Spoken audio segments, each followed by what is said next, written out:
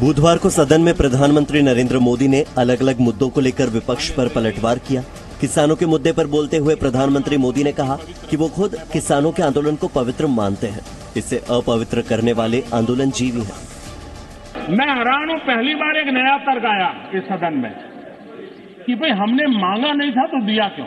Triple तलाक, इसके खिलाफ कानून बने, ये किसी ने मांग नहीं की थी। बाल विवाह पर रोक, किसी ने मांग नहीं की थी, कानून बनाओ। इस दौरान नए कृषि कानूनों पर प्रधानमंत्री ने कहा कि कृषि कानून किसी के लिए भी बाध्यकारी नहीं है, सभी के लिए वैकल्पिक व्यवस्था मौजूद है। उन्होंने कहा कि जो चाहे इसे चुने और जो न चाहे वो दूर हट सकता है। हमने उसके लिए कुछ सोचना ही होगा और बड़ी नक्करता के साथ हमें सोचना होगा। सदन में विपक्ष को जवाब देते समय प्रधानमंत्री ने कांग्रेस पर भी जमकर कटाक्ष किया।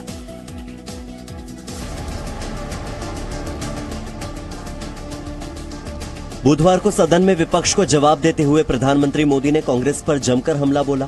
प्रधानमंत्री मोदी ने कहा कि कांग्रेस एक कंफ्यूज्ड पार्टी है कि पार्टी का राज्यसभा का सबका एक तरफ चलता है और पार्टी का लोकसभा का सबका दूसरी तरफ चलता है।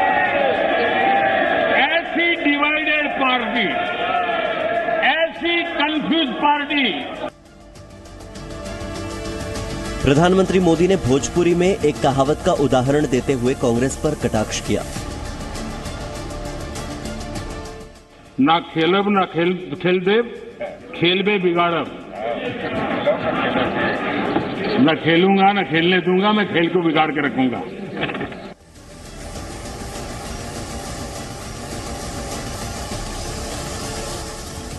बुधवार को सदन में प्रधानमंत्री के लगातार हमलों के बाद कांग्रेस ने वॉकआउट कर दिया।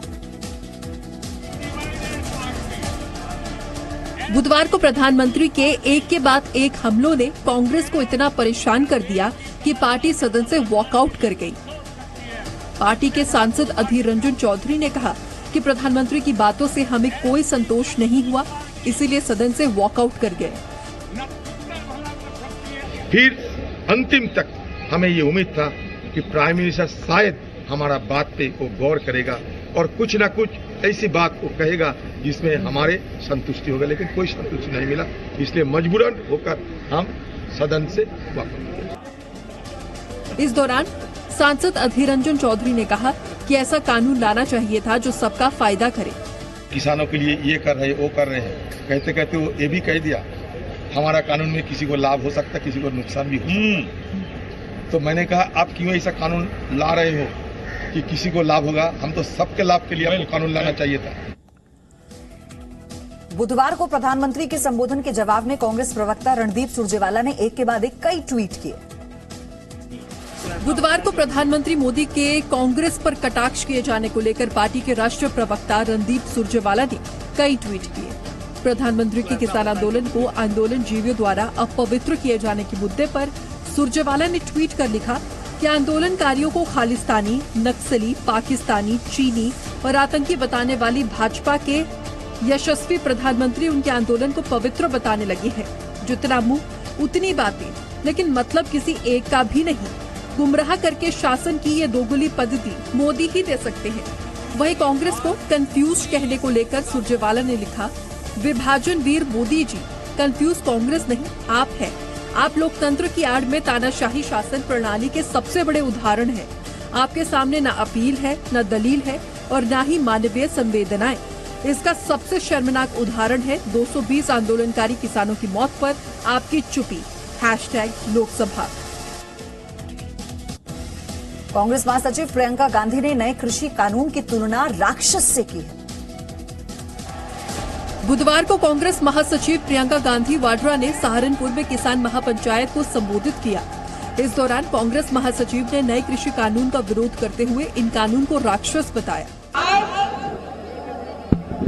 जो 3 कानून इस सरकार ने बनाए हैं वे राक्षस रूपी कानून हैं जो किसान को मारना चाहते हैं। इस दौरान प्रियंका गांधी वाड्रा ने ऐलान भी किया कि कांग्रेस की सरकार आते ही तीनों कानून हटा दिए जाएंगे। आपके लिए क्या क्या किया गया था? कानून रद्द किए जाएंगे, आपको न्यूनतम समर्थन मूल्य मिलेगा, आपकी मदद के लिए कानून बनेंगे, आपको पीसने के लिए नहीं बनेंगे। पीएम नरेंद्र मोदी पर निशाना साधते हुए उन्होंने कहा कि इनकी 56 इंच के सीने में दिल पूंजीपतियों के लिए धड़कता है, इनका दिल किसानों के लिए नहीं धड़कता है। इस बीच किसानों ने अपने आंदोलन में 18 फरवरी के दिन के लिए एक नया ऐलान किया। तीनों कृषि कानूनों को रद्द कराने की मांग को लेकर अड़े किसानों ने आने वाली 18 फरवरी को रेल रोकने का फैसला किया है। किसान आंदोलन में शामिल संयुक्त किसान मोर्चा ने बुधवार को एक बैठक की और कहा कि आंदोलन को और तेज किया जाएगा। संयुक्त मोर्चा ने बुधवार को बैठक के दौरान ये निर्णय लिया कि 12 फरवरी से राजस्थान के सभी रोड टोल प्लाजा को टोल मुक्त कराया जाएगा। 14 फरवरी को पुलवामा हमले में शहीद जवानों के बलिदान को याद करते हुए देश भर में कैंडल मार्च व मशाल जुलूस और अन्य कार्यक्रम आयोजित किए जाएंगे। 16 फरवरी को किसान मसीहा सर छोटू राम की जयंती के दिन देश भर में किसान एकजुटता दिखाएंगे और 18 फरवरी को दोपहर 12 बजे से शाम 4 बजे तक देश भर में रेल रोको कार्यक्रम किया जाएगा। वहीं संयुक्त किसान मोर्चा के नेता डॉक्टर दर्शनपाल सिंह ने प्रधानमंत्री नरेंद्र मोदी के भाषण को लेकर एक वीडियो जारी किया और जनता से अपील की कि वो सरकार के कुप्रचार को समझे। बुधवार को लोकसभा में प्रधानमंत्री ने प्राइवेटाइजेशन का बचाव भी किया। बुधवार को सदन में राष्ट्रपति के अभिभाषण पर जवाब देने के दौरान प्रधानमंत्री मोदी ने प्राइवेटाइजेशन का बचाव भी किया। अपने भाषण के दौरान पीएम मोदी ने कहा कि क्या सब कुछ बाबू ही करेंगे? गरीब तक वेल्थ बांटेंगे कहां से, रोजगार देंगे कैसे, और सब कुछ बाबू ही करेंगे। आईएएस बन गया मतलब वो फर्टिलाइजर का कारखाना भी चलाएगा, आईएएस हो गया तो केमिकल का कारखाना भी चलाएगा, आईएएस हो गया वो हवाई जहाज भी चलाएगा। ये कौन सी बड़ी ताकत बना के रख दी है हमने?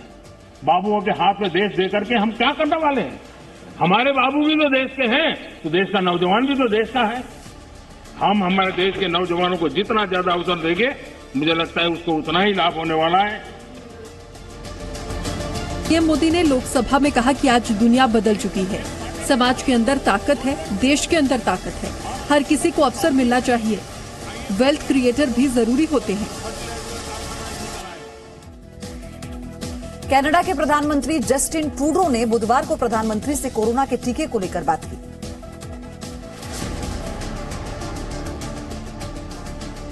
प्रधानमंत्री मोदी ने बुधवार को एक ट्वीट कर ये जानकारी दी कि उनकी कनाडा के प्रधानमंत्री जस्टिन ट्रूडो से फोन पर बात हुई है कि मेरे मित्र जस्टिन ट्रूडो का फोन आया, इससे खुशी हुई।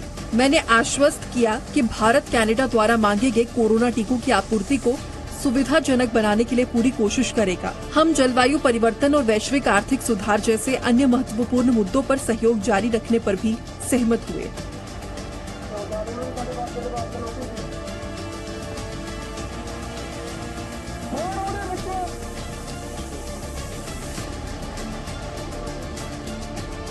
देश में जारी किसान आंदोलन पर कनाडा के प्रधानमंत्री कई बार लोकतंत्र को लेकर बयान दे चुके हैं, जिसके बाद विदेश मंत्रालय की ओर से उन्हें आंदोलन की असली तस्वीर दिखाने की कोशिश की गई थी।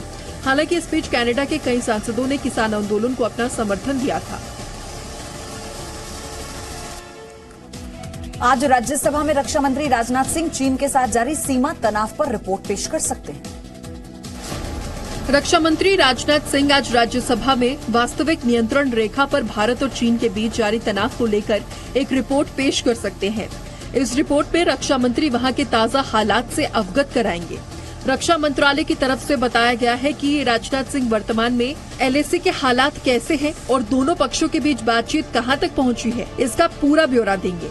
इस बीच चीन के रक्षा मंत्रालय की ओर से एक प्रेस रिलीज जारी की गई है, जिसमें कहा जा रहा है कि दोनों देशों के बीच सीमा पर जारी गतिरोध अब खत्म हो गया है, यानी एलएसी पर भारत के साथ 9 महीने से चल रहा तनाव खत्म हो गया है। चीन और भारत के बीच 9वें दौर की कमांडर स्तर की वार्ता के बाद पेंगोंग, हुनान और नॉर्थ कोस्ट में 10 फरवरी को फ्रंटलाइन पर तैनात सैनिकों की वापसी शुरू हो गई है। आपको बता दें कि चीन और भारत के बीच कई महीने से सीमा विवाद जारी है और अब तक हुई कई बैठकों के बाद भी कोई नतीजा नहीं निकल सका है। भारत ने चीन को पहले ही साफ कह दिया था कि जब तक स्थिति पहले जैसी नहीं होगी, कोई भी बात नहीं की जाएगी। आज केंद्रीय गृह मंत्री अमित शाह बंगाल में चौथे चरण की परिवर्तन यात्रा की शुरुआत करेंगे। केंद्रीय गृह मंत्री अमित शाह आज पश्चिम बंगाल में कूच बिहार से भाजपा की परिवर्तन यात्रा के चौथे चरण की शुरुआत करेंगे। केंद्रीय गृह मंत्री शाह पश्चिम बंगाल के कूच बिहार से सुबह 11:30 बजे परिवर्तन यात्रा को हरी झंडी दिखाएंगे। राज्य में चल रही परिवर्तन यात्रा का ये चौथा चरण होगा। इसके बाद गृह मंत्री ठाकुर नगर जाएंगे, जहां पर ठाकुरबाड़ी में चुनावी जनसभा को संबोधित करेंगे। देर शाम वो साइंस सिटी में सोशल मीडिया स्वयं सेवकों के साथ बैठक करेंगे।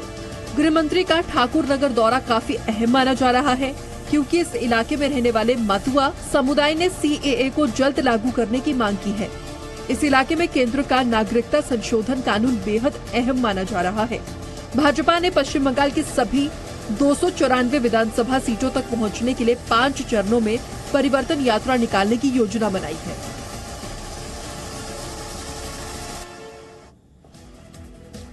पश्चिम बंगाल के राज्यपाल जगदीप धनखड़ ने ममता सरकार पर हमला बोलते हुए कहा कि राज्य में लोकतांत्रिक अधिकार खत्म हो गए हैं। पश्चिम बंगाल के राज्यपाल जगदीप धनखड़ ने एक बार फिर ममता सरकार पर आरोप लगाया है कि राज्य में लोकतांत्रिक अधिकार खत्म हो गए हैं। उन्होंने कहा कि बंगाल में डर का माहौल ऐसा है कि डर के बारे में बात करने से भी लोग डरते हैं। फियर और डेमोक्रेसी एक साथ जिंदा नहीं रह सकते। फियर और कॉन्स्टिट्यूशन नहीं रह सकते। प्रश्न पूछने से पहले ये पूछिए, क्या आप कह सकते हैं फियर नहीं है? ये प्रश्न पूछिए कि मैं गलत बोल रहा हूं। हिम्मत कीजिए। फियर है, इतनी फियर है कि फियर की चर्चा नहीं कर पाते हैं, इसलिए कहता हूं। उन्होंने कहा कि अधिकारी कानून के तहत काम नहीं कर रही हैं। नियुक्ति के बाद ही चालू हो गए। फोन करना चालू कर अपने माता से अधिकारियों को कि इस कॉन्स्टिट्यूएंसी का नतीजा ये होना चाहिए, वरना क्या होता है? अधिकारी का काम कानून के तहत काम करना है, कॉन्स्टिट्यूशन के तहत काम करना है। वहीं 26 जनवरी हिंसा मामले में पुलिस को हिंसा की साजिश के कई सुराग मिले हैं। 26 जनवरी को दिल्ली में हुई हिंसा के आरोपी दीप सिद्धू के बाद अब इकबाल सिंह की भी गिरफ्तारी हो चुकी है। कोर्ट ने इकबाल सिंह को भी 7 दिन की पुलिस हिरासत में भेज दिया है। पुलिस ने इकबाल सिंह को सबसे बड़े साजिशकर्ताओं में से एक माना है। साथ ही पुलिस ने इससे जुड़े कई वीडियोस भी पेश किए हैं। दूसरी ओर इस हिंसा के एक और आरोपी दीप सिद्धू से दिल्ली पुलिस क्राइम ब्रांच 26 जनवरी हिंसा से संबंधित पूछताछ कर रही है। सूत्रों के मुताबिक पूछताछ में दीप सिद्धू ने बताया कि 25 तारीख को वो सिंघू बॉर्डर के पास किसी जगह पर रुका हुआ था। 26 जनवरी को वो सुबह सिंघू बॉर्डर आया और वहां से करीब 11 बजे अपने 3 साथियों के साथ लाल किला पहुंचा। दीप सिद्धू गाड़ी से अलग अलग रास्तों से लाल किले पर पहुंचा था। लाल किला पहुंचने के बाद दीप सिद्धू ने फेसबुक लाइव किया था। इसके बाद वो वापस सिंघू बॉर्डर चला गया। दीप सिद्धू को लगने लगा था कि उसके साथ कुछ अनहोनी हो सकती है, लिहाजा वो सिंघू बॉर्डर से निकलकर हरियाणा और पंजाब में जाकर छिप गया था। आपत्तिजनक URL को ब्लॉक करने को लेकर सरकार ट्विटर के खिलाफ सख्त कार्रवाई कर सकती है। भारत सरकार सोशल मीडिया प्लेटफॉर्म ट्विटर पर कार्रवाई करने का निर्देश जारी कर सकती है। दरअसल सरकार ने ट्विटर पर फार्मर्स जेनोसाइड हैशटैग से जुड़े सभी URL को ब्लॉक करने का निर्देश दिया था, लेकिन सरकार का कहना है कि ट्विटर उन निर्देशों का पालन आधे अधूरे मन से कर रहा है, जिसे बर्दाश्त नहीं किया जा सकता। बुधवार को सरकार और ट्विटर के शीर्ष प्रबंधन के बीच इसे लेकर बातचीत हुई। सरकार ने कहा है कि ट्विटर को भारत के कानून का पालन करना ही होगा। भारतीय व्यवस्थाओं के मुताबिक यहाँ कारोबार करना होगा। ऐसा नहीं करने पर IT एक्ट की धारा 69A के तहत ट्विटर के खिलाफ कार्रवाई की जाएगी, जिसमें जेल की सजा तक का प्रावधान भी शामिल है। भारत सरकार ने कैपिटल हिल पर हुई हिंसा का हवाला देते हुए कहा कि ट्विटर ने कैपिटल हिल पर हुए प्रदर्शन को लेकर ट्रंप के ट्वीट को ब्लॉक कर दिया, लेकिन 26 जनवरी के लाल किले पर प्रदर्शन को ट्विटर ने अभिव्यक्ति की आजादी बताया। इस बीच स्वदेशी ब्लॉगिंग प्लेटफॉर्म कू तैयार कर लिया गया है। और अब 1 मिनट में देश भर की कोरोना अपडेट देखिए। देश में कोरोना के एक्टिव मामलों की संख्या अब 1,40,000 के करीब पहुंच गई है। पिछले 24 घंटे में देश में 11,067 नए मामले सामने आए, जबकि इस दौरान 94 मरीजों की कोरोना से मौत हो गई। पिछले 24 घंटे में 13,087 लोग इलाज के बाद ठीक भी हुए। भारत में कोरोना के कुल 1,08,58,371 मामले सामने आ चुके हैं। इनमें से कुल 1,05,61,608 लोग ठीक भी हुए हैं। देश में एक्टिव मरीजों की संख्या 1,41,511 हो गई है, जबकि अब तक भारत में कोरोना से कुल 1,55,252 लोगों की मौतें हुई है। देश का रिकवरी रेट 97.27% से ज्यादा है, जबकि मृत्यु दर 1.43% है।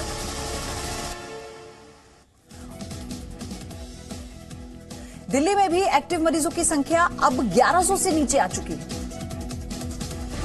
दिल्ली में कोरोना के एक्टिव मरीजों की संख्या अब 1000 के करीब पहुंच रही है। पिछले 24 घंटे में दिल्ली में 127 नए मामले सामने आए, जबकि इस दौरान 2 लोगों की कोरोना से मौत हो गई।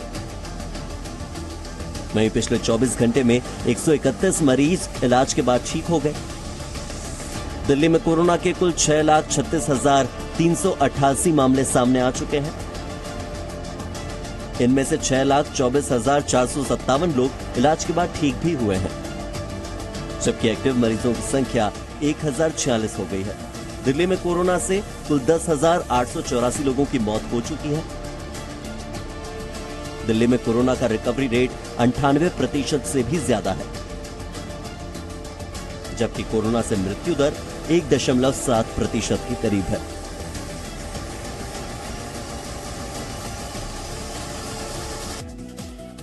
हरियाणा के हिसार में एक परिवार न्याय की उम्मीद लगाए बैठा है, लेकिन न्याय के नाम पर उसे सिर्फ इंतजार ही मिला। हरियाणा के हिसार में एक परिवार पिछले 18 दिनों से अपने बच्चे की मौत पर न्याय की मांग कर रहा है, लेकिन न्याय के नाम पर परिवार के हाथों में सिर्फ इंतजार ही है। हिसार के कैमरी रोड स्थित मान आई हॉस्पिटल में पार्थ आंखों के भेंगेपन का इलाज करवाने गया था और 22 जनवरी को इलाज के दौरान पार्थ की मौत हो गई। परिवार का आरोप है कि पार्थ की मौत एनेस्थीसिया का ओवरडोज होने की वजह से हुई है। इस मामले पर परिवार अब चिकित्सकों के खिलाफ कार्रवाई की मांग कर रहा है। कौन से डॉक्टर की गलती हुई है उसको सजा दो, और हम इनसे क्या मांग रहे हैं, ये हमें न्याय क्यों नहीं दे रहे, हमारे बच्चे को क्यों नहीं दे रहे हैं। किसकी नेग्लिजेंसी है, किस डॉक्टर की लापरवाही के कारण उस बच्चे की मौत हुई है। फिलहाल इस मामले में मेडिकल बोर्ड सुनवाई कर रहा है और बोर्ड की अगली बैठक 17 फरवरी को होगी। हालांकि पार्थ की विसरा रिपोर्ट आनी बाकी है, जिससे इस मामले में कई खुलासे हो सकते हैं। पुलिस भी अपनी ओर से इस मामले की छानबीन कर रही है, लेकिन अब तक किसी को गिरफ्तार नहीं किया गया है।